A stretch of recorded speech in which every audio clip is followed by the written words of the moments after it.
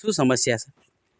હવે અમારી સમસ્યા એવી છે કે દહેગામ તાલુકાનું રખિયાલ ગામનો સીમાડો છે અને જે હાલ આપણે ઊભા છીએ એ જગ્યાએ અમારો ધોરીમાર્ગ છે અને કાયમી અમે જે ખેતરમાં જતા હતા બાપ દાદા વખતથી અને એ રસ્તો આજનો નહીં પણ જ્યારે સાદરા સ્ટેટ હતું ત્યારથી રખિયાલનો આ ધોરીમાર્ગ છે.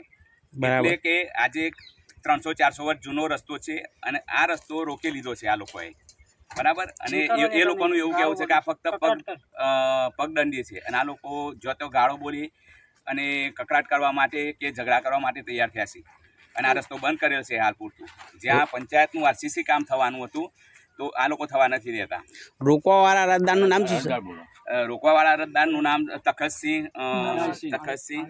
ડાયસિંહ, રમેશસિંહ.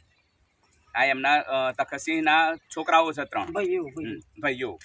આ વિશે તમે પંચાયતમાં જાણ કરી? હા, પંચાયતમાં જાણ કરી અમે. બરાબર. પંચાયતથી કશું થયું એવું નહીં. તો સરપંચ સાહેબ ના પણ બોલો. સરપંચ સાહેબ, તમારું શું કહેવું છે?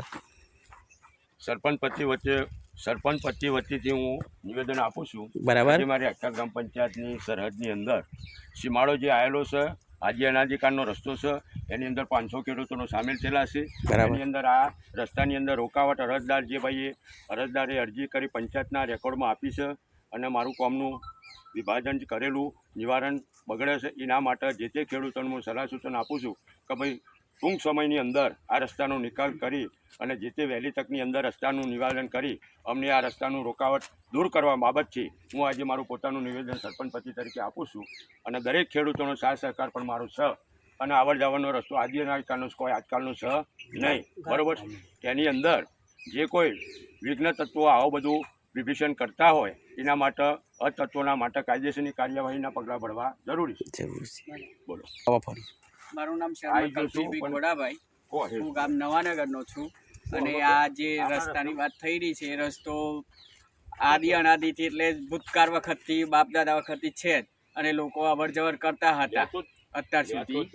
એટલે બધા ખેડૂત મિત્રોનો પંચાયત તરફથી આ રસ્તો આરસીસી પાસ થયો છે તો કોઈ ભાઈ વિરોધ કરવા માગે છે એ સારું ના કહેવાય.